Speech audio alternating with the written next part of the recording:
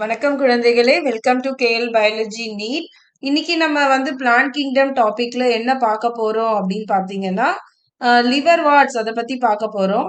Liver watts அப்படின்றது என்னன்னா ஈரல் தாவரங்கள் அப்படின்னு நம்ம சொல்லுவோம். The liver worts grow usually in moist, shady habits such as banks of streams, marshy ground, damp soil, bark of trees, and deep in the woods. இந்த ஈரல் தாவரங்கள் எங்கே வளரக்கூடியதா இருக்கு அப்படின்னு பாத்தீங்கன்னா ஈரப்பதமான இடத்துலயும் நிழலான இடங்கள்லயும் வளரக்கூடியதா இருக்கு. அதாவது ஓடைகளின் கரைகள் இல்லையா, 2 கரைகள்ல வளரலாம். மார்ஷி கிரவுண்ட் சேரான இடங்களா இருக்கலாம். ஈரப்பதமுள்ள மணல்கள் டேம் சாயில், இல்ல மரங்களின் பட்டைகள்ல வளரக்கூடியதா இருக்கலாம். இல்ல அதோட மரங்களிலோட உள்ள கூட வளரலாம் இருக்கலாம். சோ இந்த மாதிரி இடங்கள்ல அவங்களோட வாழ்விடங்கள் இருக்கிறது. The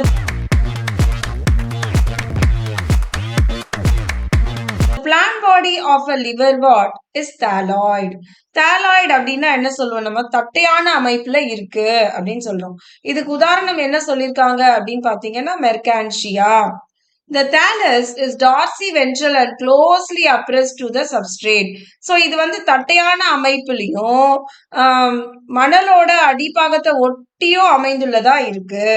The leafy members have tiny leaf-like appendages in 2 rows on the stem-like structure. So இந்த இலை அமைப்பு எப்படி இருக்கு அப்படின்னு பாத்தீங்கன்னா தண்டு போன்ற அமைப்புல இலை வடிவங்களால் ஆன துணை வடிவமைப்புகளை கொண்டுள்ளது அப்படின்னு சொல்றாங்க. Asexual reproduction in liverworts take place by fragmentation. இதுல பாலிலா இனப்பெருக்கம் எப்படி நடைபெறுகிறது அப்படின்னு பாத்தீங்கன்னா துண்டாடுதல் மூலமாக நடைபெறுகிறது. or by formation of specialized structures called gemma. இல்லைனா அதுல சிறப்பு தோற்றங்களாக ஜெம்மா என்னும் அமைப்பு உருவாகிறது. Gemmae are green, multicellular, asexual buds which develop in small receptacle. இந்த ஜெம்மா என்னும் அமைப்பு எப்படி இருக்கு அப்படின்னு பாத்தீங்கன்னா பச்சை நிறத்திலையும் பல செல்களால் ஆன பாலிலா மொட்டுக்கள் அப்படின்னு சொல்றோம். இவை ஒரு ரிசப்டக்கல்ல டெவலப் ஆகுது, வளருது அப்படின்னு சொல்றாங்க. அந்த அந்த அமைப்பு, அந்த ஜெம்மாவை கொண்டிருக்கிற அமைப்புக்கு நம்ம என்ன பேர் சொல்றோம் அப்படின்னு பாத்தீங்கன்னா தாலை, அது தாலையிலேயே தான் இருக்கு அப்படின்னு சொல்றாங்க. சோ ரிசப்டக்கல் தாலையில இருக்கு. The gemmae become detached from the parent body and germinate to form new individuals. So இந்த ஜெம்மாக்கள் பேரண்ட் பாடியில இருந்து தவிர்த்து விடும்போது அவைகள் தனி தாவரங்களாக வளரப்படுகின்றன அப்படின்னு சொல்றாங்க.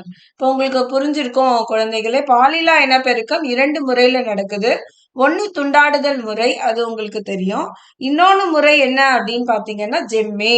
இந்த ஜெம்மேன்றது என்னன்னா பச்சை நிறத்தினால் ஆன பல செல்களில் உள்ள வடிவம் அப்படின்னு சொல்றாங்க.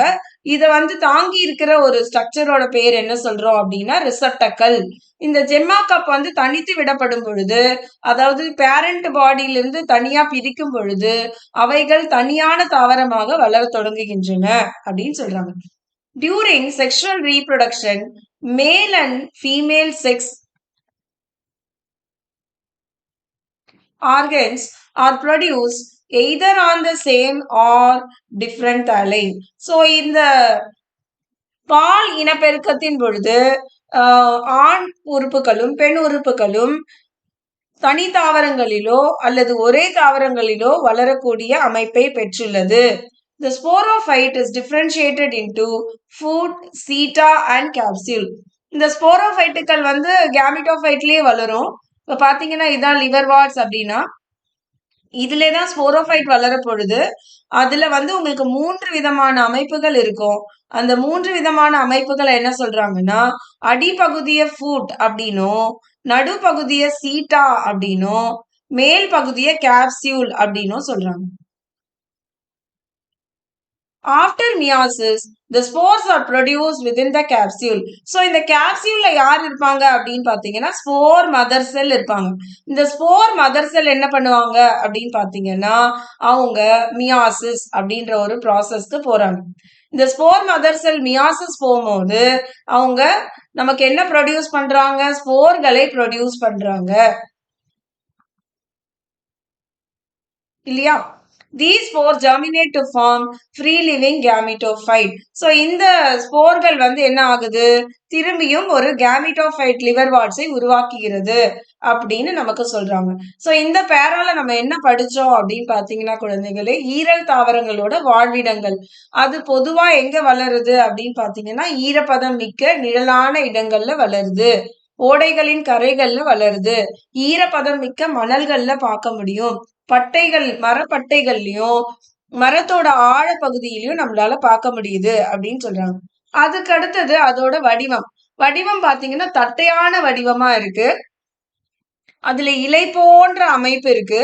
அந்த தண்டு போன்ற பகுதியில 2 வரிசையில இலை போன்ற துணை அமைப்பு இருக்கு அப்படின்றது தான் அதோட வடிவமா இருக்கு. பாலிலா இனப்பெருக்கம் துண்டாடுதல் ஜெம்மா. பால் இனப்பெருக்கம் அப்படின்போது இந்த ஆன்த்ரீடியம் மேலுக்கான உறுப்பும் ஆர்கிகோனியம் ஃபீமேலுக்கான உறுப்பும் ஒரே வடிவத்திலயோ இல்ல வெவ்வேறு தாளையிலயோ வருவதற்கு வாய்ப்புகள் உண்டன. இதுல வந்து உங்களுக்கு நல்லா தெரியும்னு நினைக்கிறேன். கேமிட்டோபைட்டுகள் தான் மேலோங்கி இருக்கும். ஸ்போரோபைட்டுகள் அதை நம்பியே வாழும் உயிரினமா இருக்கு. அதை நம்பி வாழும் ஒரு வடிவமா இருக்கு.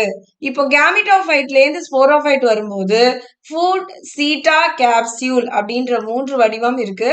இந்த கேப்சியூல்ல இருந்து ஸ்போர்ஸ் வந்து டெகிஸ் ஆகும்போது உங்களுக்கு புது தாவரங்கள் கேமிட்டோபைட்டுகளா உருவாக்கம் பெறுகின்றன. நன்றி குழந்தைகளே.